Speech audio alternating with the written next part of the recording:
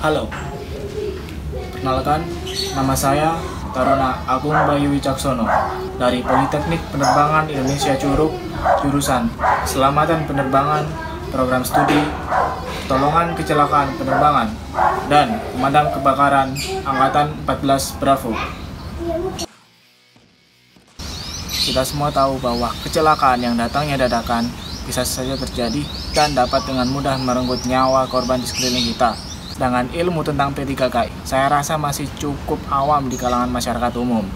Permasalahan itulah yang mendorong saya untuk memberikan langkah-langkah dalam melakukan P3K atau bantuan hidup dasar pada korban. So, tanpa basa-basi lagi, mari kita mulai.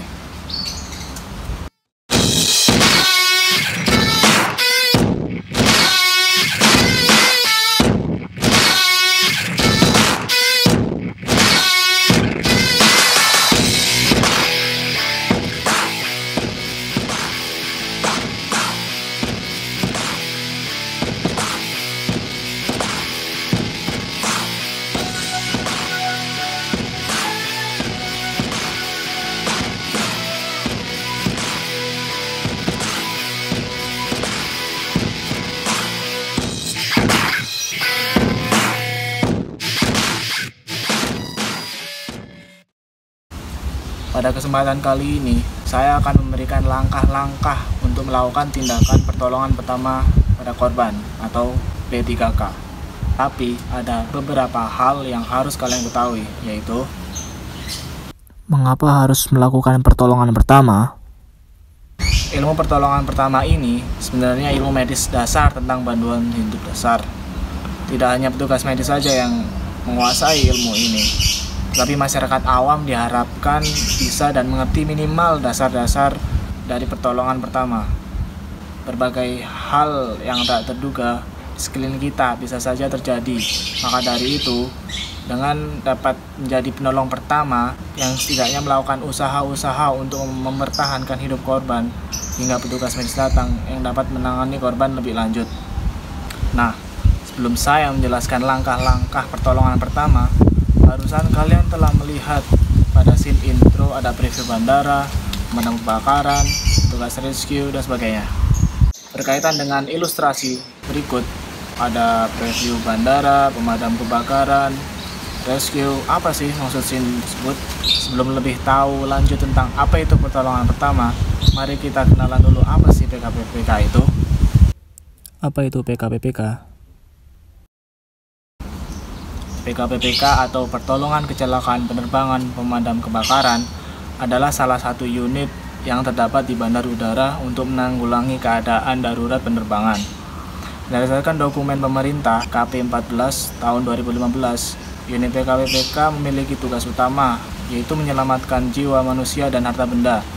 Selain itu, tugas dan fungsi unit PKPPK yaitu memberikan pelayanan PKPPK untuk menyelamatkan jiwa dan harta benda dari suatu pesawat udara yang mengalami kejadian atau insiden atau kecelakaan, eksiden di bandar udara dan sekitarnya.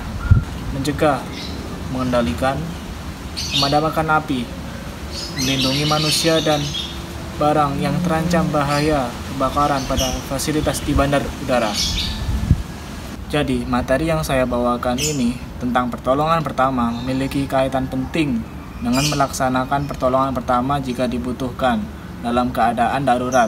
Akan tetapi, fokus unit PKPPK berada di bagian penyelamatan dan pemadam karena mengacu pada tugas dan fungsi unit PKPPK itu sendiri. Apa itu pertolongan pertama? Pertolongan pertama kecelakaan merupakan tindakan pertama terhadap seseorang yang mengalami penderitaan atau kecelakaan. Tindakan ini dilakukan sebelum orang yang mengalami sakit atau kecelakaan dibawa ke dokter. Pertolongan ini merupakan tindakan secepat mungkin bagi korban untuk meminimalisir risiko kematian. Tujuan pertolongan pertama. Tujuan dalam tindakan pertolongan pertama yaitu: pertama, mengupayakan untuk mempertahankan hidup korban. Yang kedua, mengantisipasi kondisi korban tidak semakin parah. Ketiga, mencegah adanya cacat. Keempat, mencegah kematian yang tidak dihendaki. Kewajiban pelaku pertolongan pertama. Dalam melaksanakan kewajibannya, menyelamatkan jiwa manusia, personil PKPPK mempunyai peranan penting dalam melakukan pertolongan pertama. Maka dari itu, pelaku pertolongan pertama memiliki kewajiban diantaranya 1. Menjaga keselamatan diri, orang lain, penderita, dan orang di sekitarnya. 2. Dapat menjangkau korban. 3. Mengenali dan mengatasi masalah yang mengancam nyawa. 4. Meminta bantuan atau rujukan.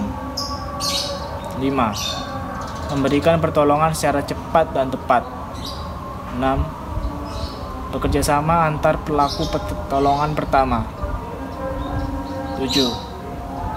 Ikut menjaga kerahasiaan medis korban. 8. Mempersiapkan korban untuk transportasi atau ke rumah sakit. Mari kita praktekkan langkah-langkah dalam P3K. Langkah ini disebut resusitasi jantung paru. Resusitasi jantung paru atau RJP, Cardiopulmonary Resuscitation atau CPR, adalah teknik menyelamatkan nyawa yang sangat berguna dalam banyak keadaan darurat, seperti serangan jantung dan korban tenggelam, di mana pernafasan atau detak jantung seseorang telah berhenti. Kompresi dada bisa membantu menyelamatkan nyawa siapapun yang membutuhkan. Teknik ini yang paling sering digunakan dimanapun dalam penanganan pertolongan pertama. Berikut adalah teknik resusitasi jantung paru secara umum. Ketika kita menjumpai korban kecelakaan ataupun orang yang mendadak tidak sadarkan diri, langkah pertama yang harus kita lakukan adalah pastikan keadaan atau lingkungan sekitar aman. Jika korban tidak sadar, panggil bantuan sekitar. Jangan sampai si penolong menjadi korban yang kedua.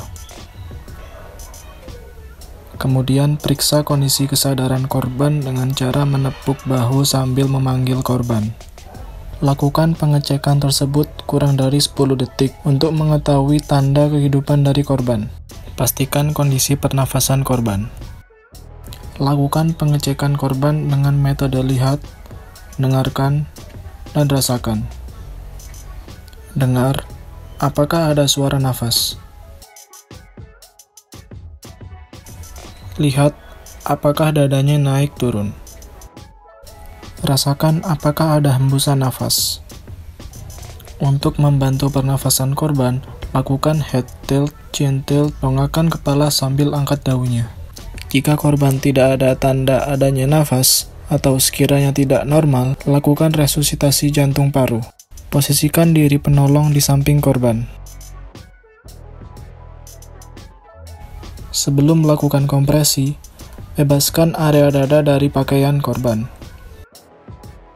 Letakkan pangkal tangan di telapak dada, kemudian letakkan telapak tangan sebelah di atasnya seperti ini. Jika korban adalah anak 1-8 tahun, gunakan kompresi dada dengan satu tangan. Jika korban adalah bayi, gunakan kompresi dada 2 jari seperti ini. Ketika melakukan kompresi, pastikan tangan posisi lurus. Gunakan kekuatan tubuh bagian atas, bukan kekuatan tangan. Kompresi terdiri dari 30 kali tekanan dengan kecepatan 100 kali per menit. Jaga dan pertahankan telapak tangan agar tidak berpindah posisi. Hitung setiap melakukan tekanan kompresi. Kompresi jangan sampai putus, kecuali untuk memberikan nafas buatan atau memindahkan korban. Sambil melakukan nafas buatan, perhatikan dada korban.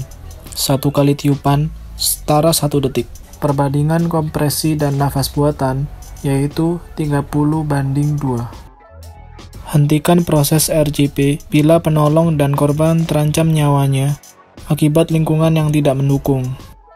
Tim medis datang, kembalinya detak jantung, dan nafas pasien muncul secara spontan.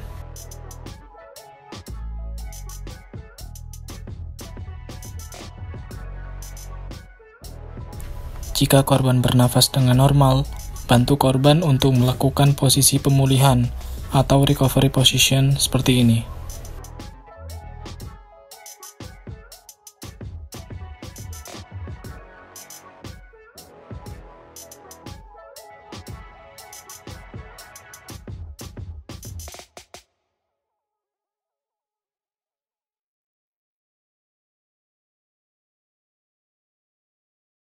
Sekian video dari saya tentang bagaimana cara melakukan bantuan hidup dasar atau RGP. Mohon maaf jika ada kesalahan. Jangan lupa like, comment, and subscribe channel ini. Terima kasih telah menonton. Sampai jumpa.